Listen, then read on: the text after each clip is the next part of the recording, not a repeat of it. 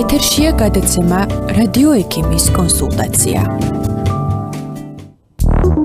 გადაცემის მოსმენა შეგიძლიათ ვებგვერდზე ucnobi.fm. მოგესალმებით, თქვენ უსმენთ რადიო უცნობს FM 98.1-ზე და დაიწყო გადაცემა რადიო ექიმის კონსულტაცია, რომელსაც ერთობლივად თბილისის ონკოლოგიური ცენტრი და რადიო უცნობი წარმოგიდგენთ. ჩვენ მისი წამყვანები ბატონი ალეკო ხელაშვილი, თბილისის ონკოლოგიური ცენტრის პლასტიკური ქირურგი. მადლობთ. ბოდიში. ქალბატონი ნათია მამადაშვილი, თბილისის ონკოლოგიური ცენტრის ექიმი, ონკოლოგი, ქირურგი, კანისა და რბილი ქსოვილების სპეციალისტი. მადლობთ. ასევე შეგიძლიათ გვისმინოთ რადიო უცნობის Facebook-ზე და ვებგვერდზე უცნობი FM და დაგვირეკოთ ტელეფონის ნომერებზე 2-38-08-00. მოგესალმებით, დღეს ონკოლოგიური კუთხით განვიხილავთ კანის სიმსივნეებს, რამე თუ გვაქვს ისეთი სეზონი, ეს არის ზაფხულის სეზონი, მზის სეზონი და ძირითადი ონკოლოგიური დაავადებები ამ დროს მატულობს, ეს არის კანის სიმსივნეები.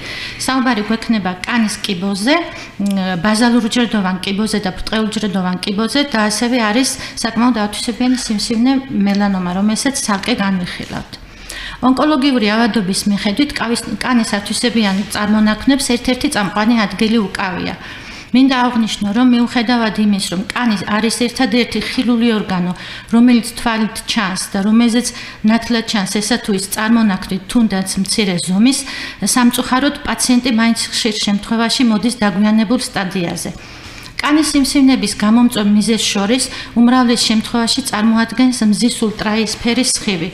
ამიტომ ხშირად ის ჩნდება მზისგან დაუცველი სხეულის ნაწილებზე. კანის სიმსივნეებიდან გვხვდება ბაზალურუჯრედოვანი კიბო და ბრტყელუჯრედოვანი კიბო.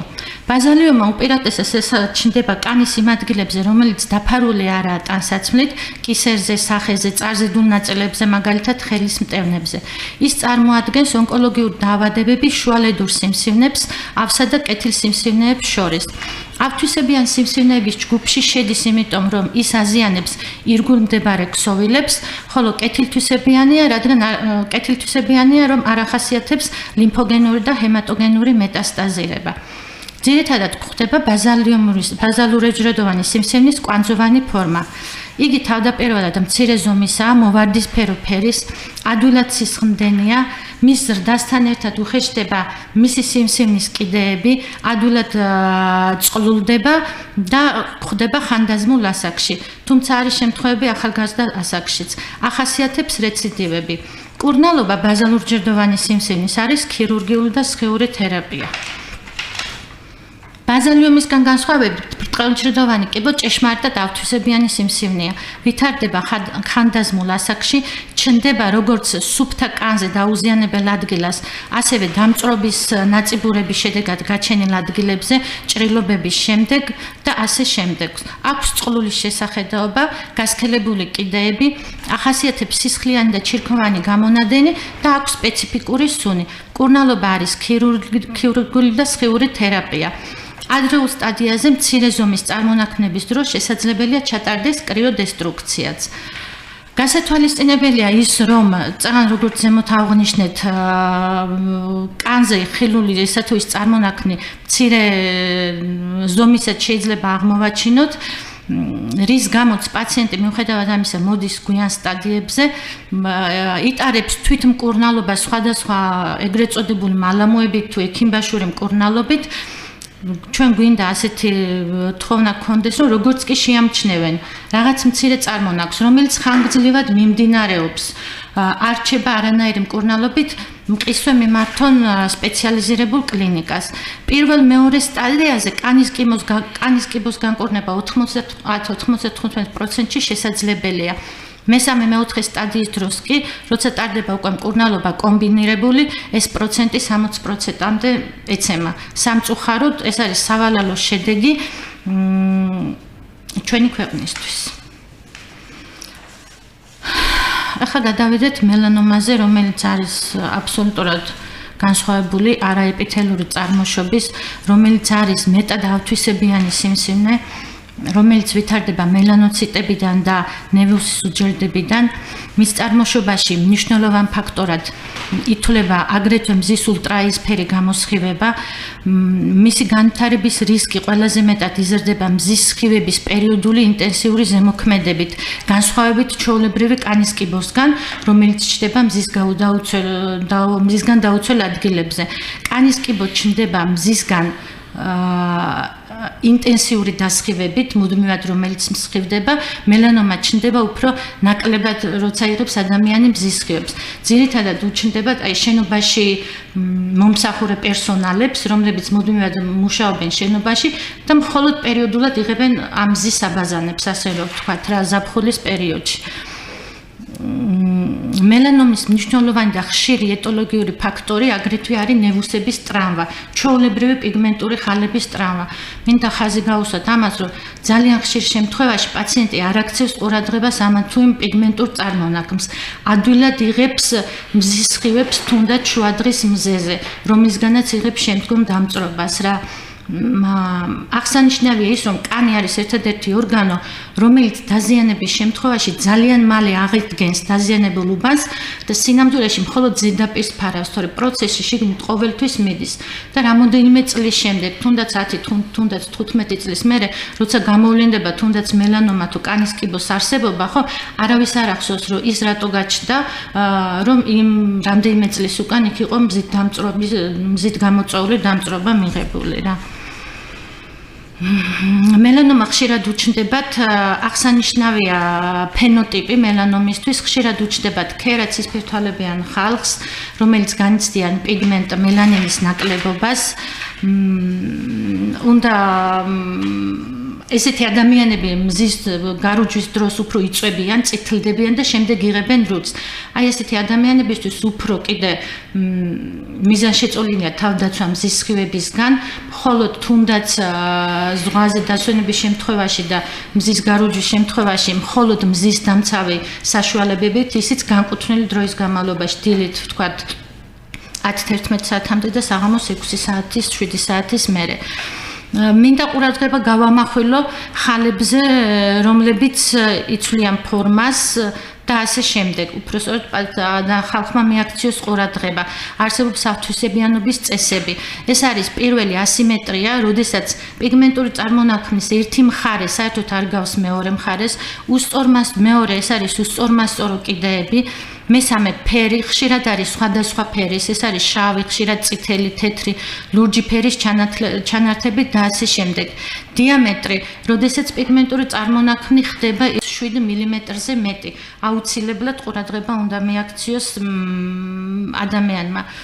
თუ შევამჩნევთ, რომ ვთქვათ ხალის ადგილას ეს წარმონაქმნი ქრება, ხშირად არის ესეთი შემთხვევა, როდესაც პიგმენტი თავისით ლაგდება, უჩნდება პრიალა ზედაპირი, ასიმეტრიულია და უსწორო კიდეები აქვს, იწყებს ზრდას ჰორიზონტალურად, აქვს ქავილის და წვის შეგრძნება, ხშირად იქერცლება ზედაპირი და მშრალი ფუფხით იფარება, სხვადასხვა ფერის პიგმენტები ჩნდება და ზედაპირზე წვრილი კვანძები ჩნდება, ასეთ შემთხვევაში უნდა დაუყოვნებლივ მიმართოს სპეციალიზირებულ კლინიკას ან სპეციალისტს. ხშირად ჩნდება წყლულები, ირგვლივ შეიმჩნევა სისველე და იწყება სისხლდენა. მკურნალობა მელანომების დროს ძირითადად არის ქირურგიული მკურნალობა. ძირითადი კერა იკვეთება ჯამრთელი ქსოვილის ფარგლებში, მთლიანად კანი, კანქვეშა ქსოვილი და კუნთის ფასცია, ხოლო მესამე სტადიის დროს, როდესაც მელანომა იძლევა უკვე მეტასტაზს ლიმფურ კვანძებში, კეთდება საკმაოდ ისეთი მასშტაბური ოპერაცია, რასაც ლიმფოდისექციები ქვია. პროგნოზი, რა თქმა უნდა, არა კათილს აიმედოა, უпроსტოდ უპროგნოზო დაავადება, მინდა ხაზი გავუსვა, ნებისმიერი სიმსივნის დროს, ამა თუ იმ სტადიაში ვიცით დაავადებას, რა მკურნალობა ჩაუტაროთ, აქ ცოტა ისეთია, შეიძლება პირველი სტადიით იყოს პაციენტი და პროგნოზი იყოს ძალიან ცუდი, შეიძლება მეორე, მესამე სტადიით მოვიდეს და ხანგრძლივად გვხვდება პაციენტი. პრევენცია ზოგადად კანის სიმსივნეების დროს არის მზეზე ყოფნის შეზღუდვა და იმ პერიოდშიც კი, როდესაც ვიღებთ მზის რუჩს, აუცილებლად მზისგან დამცავი კრემებით უნდა ვიმოქმედოთ. პიგმენტური ლაქების დაცვა ტრანვირებისგან. არსებობს ხშირად თანდაყოლილი პიგმენტური ლაქები, რომელსაც პაციენტები ყურადღებას არ აქცევენ და ძალიან ხშირად ზუსტად ამ ლაქების ფონზე წარმოიქმნება მელანომა. აუცილებლად პიგმენტური ხალების მოცილება ტრავმსაშიშ ზონიდან, სადაც მუდმივად ტრანვირებას განიცდის, ასევე არის თავისთმიანი ნაწილი, რომელიც მუდმივად მექანიკურად ტრანვირებული ხდება ვარცხნის თმის ვარცხნისგან, შეღებისგან და ასე შემდეგ. ყურადღება უნდა მიექცეს პიგმენტურ წარმონაქმნებს, განსაკუთრებით ფეხის გულებზე, ტერფებზე, ფრჩხილის ბალიშებზე, აუცილებლად ყურადღებით უნდა დაათვალიეროს ადამიანმა თავისი სხეული, რომ მეტი წელი გადაგვარება მოდის ზუსტად ასეთ ადგილებში და საკმაოდ აგრესიულად მიდის.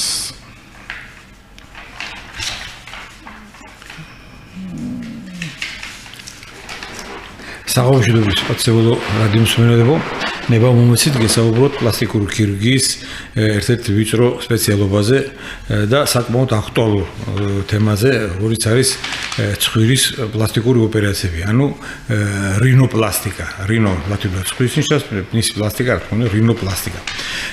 ეს არ არის ახალი სამედიცინო ტერმინი და არ არის ახალი სამედიცინო დარგი. ის კიდევ რამდენი 1000 წლის წინ ინდოეთში იყო უკვე ჩატარებული ოპერაციები, მაგრამ ეს არ იყო თანდაყოლილი კოსმეტიკური დეფექტების მოცილების გამო ჩატარებული ოპერაციები. ეს იყო ტრამების, ომების დროს ან თანამშრომელთა დასჯის დროს ცხვირის მთლიანი ამპუტაციის დეფექტის დახურვა. ის თანამედროვე ქირურგიაშიც იხმარება ახლა და ცხვირის პლასტიკა ხდება შუბლის ნაპლეტონი, კანონი ნაპლეტით, სწორედ. ხა რა თქმა უნდა, ანესთეზიოლოგიის და კოსმოლოგიის და გაუტკირეების განვითარებამ მოგცა საშუალება ჩავატაროთ ოპერაციები თანდაყოლილი კოსმეტიკური დეფექტების გამოსასწორებლად. მინდა თქვა, რომ ცალკე მარტო პლასტიკური ქირურგიის თემა არ ეხება მარტო კოსმეტიურ მხარეს ცხვირის პლასტიკის დროს.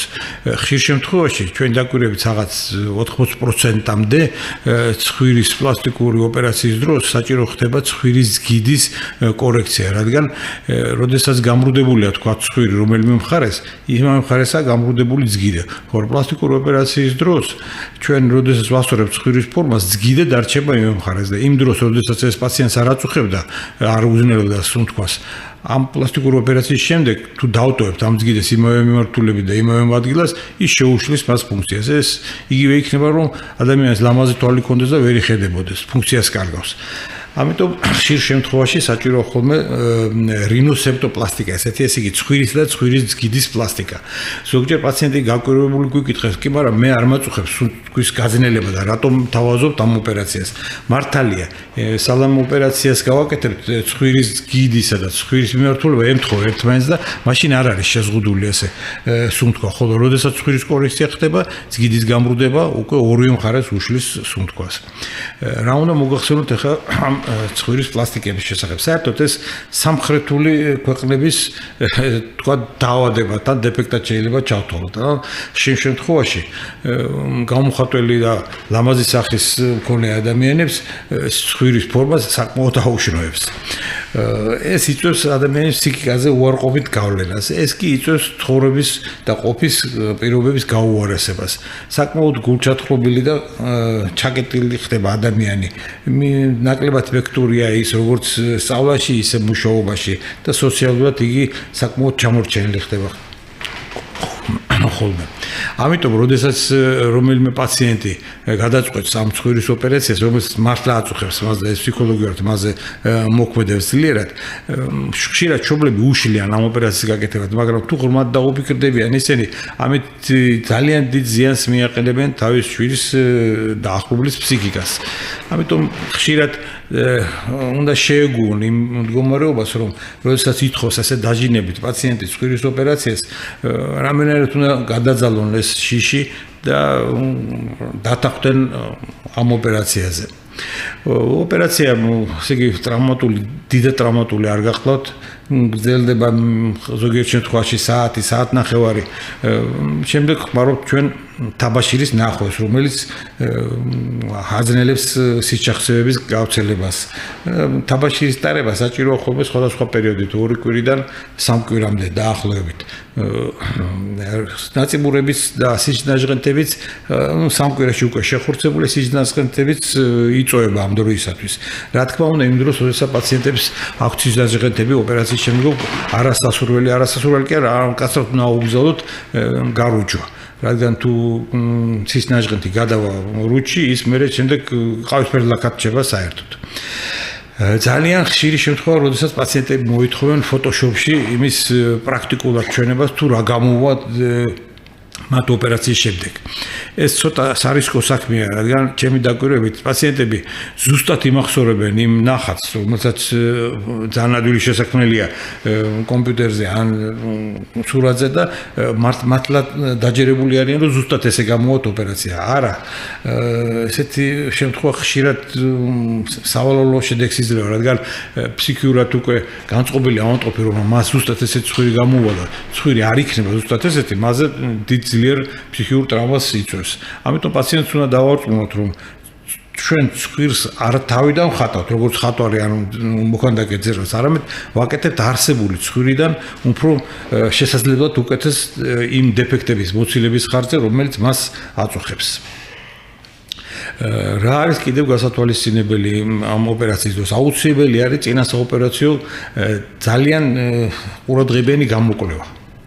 იმიტომ რომ ეს ჯანმრთელი პაციენტები არიან, თითქმის არაფერს არ უჩივის, მაგრამ ოპერაციის დროს შეიძლება გამოვლინდეს ისეთი, თქვათ, ალერგიულობა, ან სისხლის შევლება, ამიტომ სრულყოფილად უნდა ჩატარდეს მთლიანი გამოკვლევა ოპერაციის წინა გამოკვლევა. ძალიან ყურადღებით უნდა იყოს პაციენტის ოპერაციის შემდგომ პერიოდში. ყველა ჩვენი რეკომენდაცია უნდა გაითვალისწინონ. ხანდახან ეს რეკომენდაციები ცოტა უფრო ისეთია, ისეთ შემზღუდავი, გარდა თუ არ ურჩევთ, რომ ატარონ სათვალე, რადგან მექანიკური გაღიზიანება ცხვირის ზურგის ზედაპირზე, რომელიც წარმოადგენს ოპერაციის შემდგომ ანთებად ადგილს, აქ მიმდინარეობს პერიხონდრიტია, ძვლის ანთება არის ასეპტიური, რა თქმა უნდა, და მისი მექანიკური გაღიზიანება გამოიწვევს იქ ძვლის კორძის უადგილო ადგილას გაჩენას და შემდეგ ამ დეფექტის დატოვებას შემდგომ. ამიტომ ძალიან ურჩევთ, რომ ძალიან დაწვრილებით შეისწავლონ ის რეკომენდაციები, რომელსაც მათ ექიმი ქირურგი აძლევს და საბოლოო კარგი რეზულტატისათვის ყოველთვის ამ დაუჯერონ ამ ექიმს და გამოიყენონ ეს რეკომენდაციები სახელმძღვანელობად. კიდევ რა შეიძლება ამაზე რომ მოგახსენოთ? პლასტიკური ოპერაციების მიმდინარეობის დროს გართულებები იშვიათია, თუ ჩატარებული არის ყოველგვარი კვლევები, მაგრამ როგორც საერთოდ მედიცინაში აბსოლუტურად გამორიცხვა რაიმე გართულების შეუძლებელია. ეს ჟღერს ცოტა უფრო სასაშინებლად პაციენტების, მაგრამ ნამდვილად ასე. მაგრამ მე ახლა ჩემი პრაქტიკიდან გამომდინარე, მინდა გითხრათ, მე 40 წლის გამოცდილება მაქვს, რომ არავით არის ესეთი სიცოცხლესაც საშიში გართულება მე პირადად არ მქონია. ეს არ ნიშნავს იმას, რომ ეს გამოწვეულია, ეს ნებისმიერ ექიმს შეიძლება და ნებისმიერ პაციენტს მოუვიდეს, მაგრამ ეს ძალიან პატარა პროცენტია, დამერწმუნეთ, ეს ისეთივე კაზუისტური შემთხვევა, რომ თქვა ადამიანი გამოდის ქუჩაში და მიდის სამსახურში და მოყვეს ავარიაში, ხო შესაძლებელია რა ესეთი ამბავი. ასევე შეიძლება ნემად, მაგრამ თუ დავიცვამთ ყველა წესებს, ეს მაშინ ცირდება და მინიმალური ხდება ესეთი გართულება. რა თქმა უნდა, გამოკვლევები არის საქართველოში ნაკლებად იყო ესეთი გამოკვლევები, მაგრამ მოუძიე სხვადასხვა წყაროებში და ნახე, რომ პლასტიკურ ოპერაციებს ძალიან დადებითი გავლენა აქვს პაციენტის ფსიქიკაზე. თქვენ წარმოიდგინეთ, რომ აი ამერიკულ კლინიკაში სადაც კეთდებოდა მრავალი სხვადასხვანაირი პლასტიკური ოპერაციები, როგორც გუთუთოების სახის დაჭრა, მკერდის, დუნდულოების, ცხიმის ლიპოსაქცია, ესე იგი კორექცია სხეულის და ასევე რინოპლასტიკა, ცხვირის პლასტიკები, აღმოჩნდა, რომ ცხვირის პლასტიკა ერთ-ერთი ყველაზე ეფექტური ოპერაცია იყო. და ის ძალიან კარგად მოქმედება პაციენტის ფსიქიკაზე. შემდეგ დაკვირვებული იყვნენ სოციოლოგებიც და ფსიქოლოგებიც.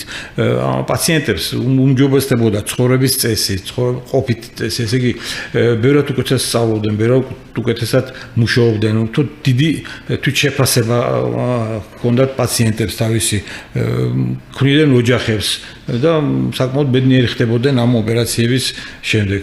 ასე რომ ეს არ არის ოპერაცია პაციენტის ესეთი უსაფუძვლო კაპრიზის გამო გამოწვეული.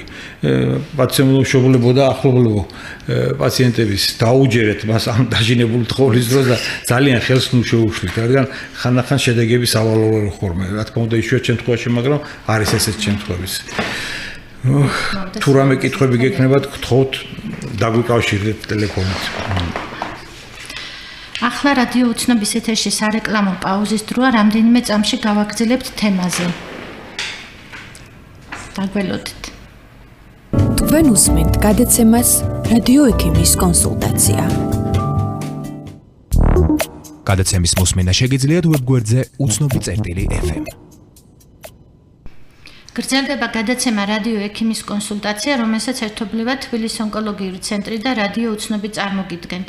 შეგიძლიათ დაგვირეკოთ ტელეფონის ნომერზე 2380800 და დაგვისვათ თემასთან დაკავშირებული შეკითხვები. პაციენტულ რადიოს ვენელებო, კიდევ ერთხელ მინდა შეგახსენოთ, რომ ჩვენთან მაგალითად ასეთი მივიღეთ გადაწყვეტილება, რომ პირველი კონსულტაციები იყოს უფასო. მობრძანდით ჩვენთან გაგვესაუბრეთ, ჩვენ გირჩევთ, რამდენად ეფექტური იქნება თქვენ პირად შემთხვევაში ეს ოპერაცია და რა შედეგებს მოგცემს. აი ზარი მეგონი. გისმენთ? გისმენთ? ალო. ალო, გისმენთ? შემოგული. ამიტომ მობრძანდით ჩობლებთან ერთად, ნაცესებთან, ახლობლებთან ერთად, მეუღლებთან და ერთად გადავწყვეტოთ, რამდენად ეფექტური იქნება ესა თუ ის ოპერაცია, იმიტომ რომ არ შეიძლება ადამიანს ჰქონდეს მოლოდინი რაღაც არაჩვეულებრივის ან დიდი ეფექტის, ან პირიქით პატარა ეფექტი ეგონოს და ეს კარგად გამოვიდეს. ერთად გადავწყვეტოთ, რამდენად ეფექტური იქნება ეს ოპერაცია. ოპერაციის მსვლელობა, როგორც გითხარით, არ არის ესეთი სიცოცხლის საშიში, რაიმე დიდ ტრამვასთან დაკავშირებული. კიდევ რამ მინდა მოგახსენოთ, ადამიანის ფსიქიკაზე ეს დამოკიდებული, თორე არის პაციენტები, რომელთაც აქვთ, ვთქვათ, უშდო ცხვირი, მაგრამ მათ ეს სულ არ აწუხებს. ამის ბრწყინვალე მაგალითები გვაქვს, ბრწყინვალე სახეობები, რომელსაც დიდი კარიერა აქვს და ცხვირი აქვთ არასტანდარტული და ესე ვთქვათ, ხეშად რომ ვთქვათ, უშინოდ და მაინც მიაღწიეს დიდი, მაგრამ ხო არის პაციენტები მეყავდა, რომელთაც ფილმში არ იღებდნენ იმის გამო, რომ მათი ცხვირი არ შეესაბამებოდა იმ ოპერატორის და იმ რეჟისორის თვალთახედვას, რომელიც ვასნო ქონოდა და იძულებული იყვნენ გაეკეთებინათ ეს ოპერაცია, მაგრამ დამოუკიდებლად მე საკმაოდ მაყოფილები დარჩენა ამ ოპერაციის შემდეგ. კიდევ რა შეიძლება ითქვას ცხვირის პლასტიკურ ოპერაციაზე? პლასტიკურ ოპერაციის დროს, რა თქმა უნდა, ჩვენ აი კიდევ ერთხელ შეგახსენებთ, რომ სუნთქვის ოპერაციის ხშირ შემთხვევაში გაკეთებას გვიწევს, რომ არ გამოვიდეს ის, რომ იყოს ლამაზი ცხვირი, რომელიც სულად სუნთქავდეს. ცხვირის ოპერაციის ახალი მეთოდები არის მიღებული ნაკლებად ტრამატული, არის ღია მეთოდით, ეხლა რომელიც ცხვირის ძგიდის კანონური ნაწილიდან იხსნება და იქიდანაც კეთდება ეს ოპერაცია. სხვადასხვა დაზოგვითი მეთოდები არის, ახალი მედიკამენტები, რომელიც ძალიან აიოლებენ სიჩაქცეების მალე გაწოვას ან მის ნაკლებობას საერთოდ ნაკლებ სიჩაქცეები რომ იყოს. ადრე ჩვენ ერთი კვირა გვეწვენა ავანტყოფი და მას ჩვენ დაკვირვების ქვეშ იყო. აი ხა ერთი დღე ყოფნა ჩვენთან სულიად საკმარისია, მეორე დღე ჩვენ შეხვას უკეთებთ და სახში უშვებთ ავანტყოფს. რა თქმა უნდა, ისე შემდეგ შეხვაზე დადიან ჩვენთან. მაგრამ კიდევ ერთხელ გიმეორებთ, რომ აუცილებლად საჭირო არის ძალიან ყურადღებით მოსმენა ყველა ჩვენი რეკომენდაციის და მისი ზედმიწევნად სკრუპულოზურად შესრულება. რადგან ეს საბოლოო შედეგისათვის აუცილებელი და უპირობო ფაქტორია. მე ამ თემაზე მეგონი ამოვწურო ყველაფერი და თუ რამე შეგიძლიათ გამოვწურო. რამდენიმე სიტყვით მინდა კანის კეთილთვისებიან წარმონაქმნებზე ვისაუბრო. მაგალითად, როგორც არის კანის რქა, როგორც არის აქტინური კერატოზი, ბოუენის დაავადება, რომლებიც ითვლება კანის წინარე დაავადებად, რატომღაც ასე და ასე შემდეგ არის სხვა მრავალად არსებული წარმონაქმნი, რატომღაც ამ წარმონაქმნს ადამიანები ძალიან ნაკლებად აქცევენ ყურადღებას რა. მოსული კონსულტაციაზე, რომელმაც შეიძლება თქვას, უბრალოდ დრო შემხედოთ, უბრალოდ რაღაც არ მოწოვს პაციენტს და მხოლოდ ამის გულისთვის მოვიდა, მინდა გითხრათ ჩემო ძვირფასებო, რომ ასეთი დაავადებები ხშირად არის სიმსივნის მიმდინარე დაავადება, რომლის მოცილებაც რა თქმა უნდა დროულად ჯობია ქირურგიული მეთოდით. პაციენტებისგან უფრო ხშირად პიგმენტურ წარმონაქმნებზე, ეგრეთ წოდებულ ხალებზე, როდესაც მოდიან კონსულტაციაზე, ხშირად ისმის და შეთავაზებ თქვათ ქირურგიულ მკურნალობას, ხშირად მოდის პაციენტისგან ასეთი თქმა, ექიმო გამიგია, რომ ხალებზე დანის დადება არ შეიძლება. მეწმუნეთ, რომ ეს არის ცოტა ისეთი აზრი, ნამდვილად თუმცა არსებობს ლათინურად ასეთი გამოთქმა ნოლი მეტანგერი, ანუ არ შემეხო, პიგმენტურ წარმონაქმნებზეა ლაპარაკი და ნამდვილად არ ვეხებით ამ წარმონაქმნებს ვიღებთ ჯანმრთელი ქსოვილის ფარგლებში. ამიტომ მინდა პაციენტები დავამშვიდო, რომ აბსოლუტურად უსაფრთხოა ამა თუ იმ კეთილთვისებიანი წარმონაქმნის ამოღება. რა თქმა უნდა, ყველა წარმონაქმნს თავისი შესაბამისი მკურნალობა აქვს, აუცილებელი არ არის. ზოგჯერ შეიძლება სრულად ეყოს ელექტროკოაგულაცია და არ დარჭირდეს სრულად ქირურგიული, ანუ ამოკვეთა შემთხვევაში და ასე შემდეგ. არის წარმონაქმნები, რომლის დროსაც პაციენტი მოდის მხოლოდ და მხოლოდ იმის გამო, რომ მას არ მოწონს ესთეტიური თვალსაზრისით და გვეუბნება, რომ აი მომაცილეთ არ მომწონს, ამ დროს დახედავ და უკვე ან გადაგვარებულია სიმსივნეთ, ან უკვე ზღვარზეა გადაგვარების ზღვაზე. ამიტომ ჩვენი თხოვნა იქნება დროულად წარმონაქმნი, რომელიც არ მოგწონთ, რომელიც ხედავთ, რომ ამა თუ იმ მკურნალობით შედეგს ვერ იღებთ, დროულად მიმართოთ სპეციალიზირებულ დაწესებულებას. მინდა აღვნიშნო, რომ უკვე 6 წელია გვაქვს ასეთი ჩვენ ონკოლოგებს და დერმატოლოგებს ერთობლივად ვაკეთებთ სკრინინგს. არსებობს ესეთი ევრომელანომა ევროპის ქვეყნებთან ერთად რა. წელს ასეთი ყოველ გაზაფხულზე ერთკვირიანი უფასო კონსულტაციები გვაქვს, ერთად ვსინჯავთ. მე ბოლო დღეს უკვე დასკვნითი შემაჯამებელია. საკმაოდ ბევრი კანის კიბოც აღმოგვიჩენია, მელანომაც აღმოგვიჩენია და რა თქმა უნდა, ასეთი პაციენტები უფრო უკვე შემდგომისთვის დროულად ნამკურნალოები აღმოჩენილან. წელს მაგალითად იქიდან როგორც ლოზუნგი, დევიზი ასეთი ეწერა ბროშურას რა, რომ საქართველო კანის კიბოს ქვეყანაა რა. ცოტა გულზე მომხვდა, უხეშად მომხვდა, მაგრამ ვაღიაროთ, რომ ნამდვილად არის. იმიტომ რომ ელემენტარულად არ არის აი ეს კომუნიკაცია თუნდაც ექიმსა და პაციენტს შორის. ძირითადად ხო უფრო მეტი კანის კიბო მოდის საქართველოში კახეთის რეგიონზე. იმიტომ რომ ეს ხალხი სრულიად დაუცველი მუშაობს მზის ქვეშ, ვენახებში და ასე შემდეგ. ამიტომ აი თუნდაც ამას წინებზე იყო საკმაოდ ისეთი შემთხვევა, მოდიან დაგვიანებულ შემთხვევებში უკვე რო არის T3 და T4, ცოტა უხერხულია, მაგრამ სირცხვილიც არის რა დღეს ამ დონის კანის სიმსივნე დაზიანებული პაციენტი როცა აკითხავს კლინიკას და ამ დონემდე მიყავს ეს, როცა უკვე მხოლოდ ქირურგიული მკურნალობა უძლურია, როდესაც შეიძლება მხოლოდ ქირურგიით დამთავრდეს ამ ადამიანის გამოჯამრთელება და უკვე მიდის მკურნალობა კომბინაციასთან ერთად, ეს არის ქიმიოთერაპია თუ სხივურთერაპიასთან ერთად. ამიტომ გთხოვთ, როცა შეამჩნევთ, რომ რაღაც ესეთი წარმონაქმნი საერთოდ მოგეჩვენებათ, მიაკითხოთ დროულად ექიმს და სპეციალიზირებულ კლინიკას. ამით ჩვენ გადაცემისთვის განკუთვნილი დრო უკვე ამოიწურა. შეგახსენებთ, რომ თქვენ უსმენთ გადაცემას რადიო ექიმის კონსულტაცია, რომელსაც ერთობლივად თბილისის ონკოლოგიის ცენტრი და რადიო უცნობი წარმოგიდგენთ. მომავალ შეხვედრამდე. მადლობთ ყურადღებისათვის.